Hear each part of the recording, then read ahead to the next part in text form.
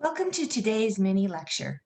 I'm Dr. Lori Bedford, and today I'm going to talk about triangulation in qualitative research.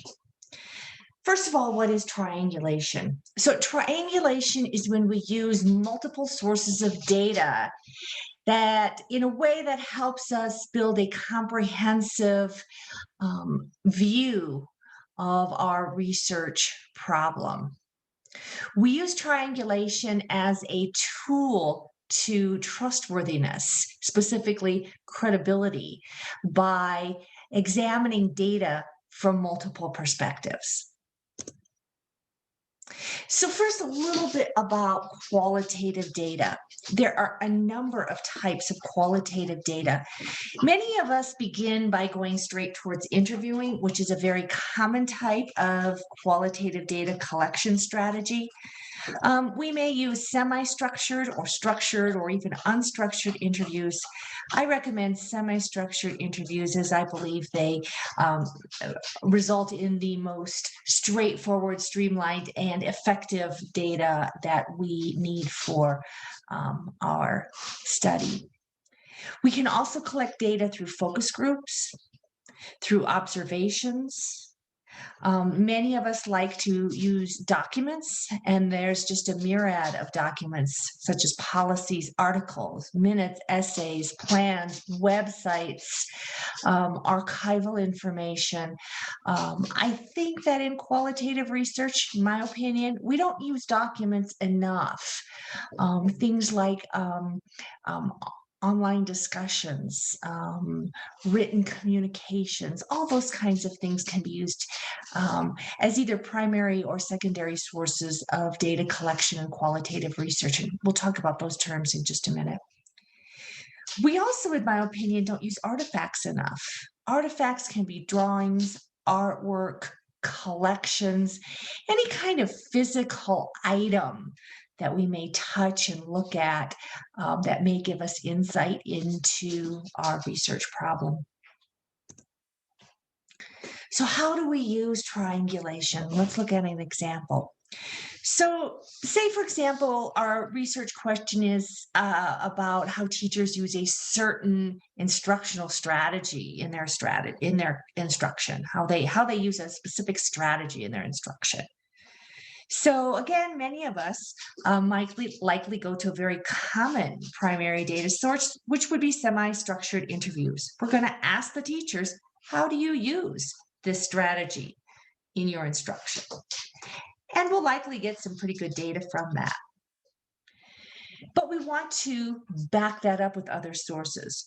Remember that when we ask people about their experiences, their practices, their opinions, what we get is their individual perspective. And that's what we want in qualitative research, but we also want to back it up with other sources of evidence to help us better understand it. For example, in this particular scenario, we might also want to look at documents as a secondary data source. So if we ask teachers how they use a certain strategy in their instruction, we might then look at documents such as lesson plans and see how they incorporate those strategies into their lessons and think about what they say versus what they're writing down. Do their lesson plans reflect the kinds of strategies that they discussed in the interviews? We might want a third level of secondary data, such as observations. We could go into the classrooms and observe teachers implementing a certain lesson and draw conclusions about how they're using those strategies. And again, compare that to what they tell us and what their documents say. One thing to remember in triangulation is that it doesn't necessarily mean three sources of data. I have three sources of data here in my example, but two sources of data can also provide very strong triangulation, or in some cases, we may have four sources of data that we want to use. So how we collect the data. In this particular mini lecture, I'm not going to go into very detailed discussion about how we create protocols for instrumentation. But when we collect qualitative data, we want to have some kind of a guide or a checklist or a rubric that tells us what questions we're going to ask or what we're looking for if we're observing or analyzing documents. So, for every data collection strategy, you're going to want some type of instrument to help guide your data collection. Finally, data analysis and triangulation. And this is a very broad overview, but we need to think about how we incorporate the secondary data into our data analysis.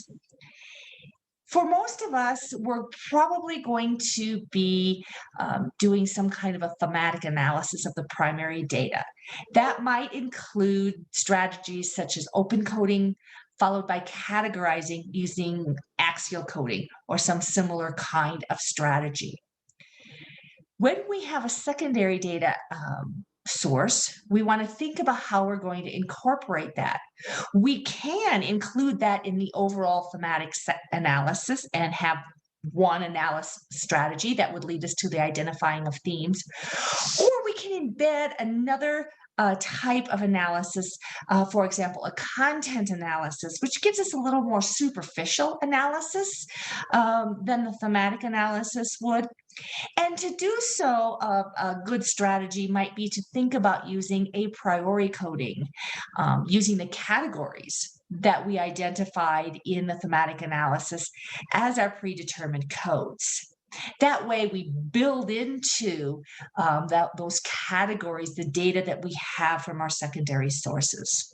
From there, we can move into collapsing those categories into the themes that we're going to use to interpret our research, knowing that we have both the primary and the secondary data included. Here are a few sources to get you started as you're thinking about triangulation. I used a number of terms in this mini lecture, including thematic analysis, trustworthiness, content analysis. So some of those terms you may want to read about and learn about a little bit more, or view some other mini lectures to help you better understand how these pieces all fit together.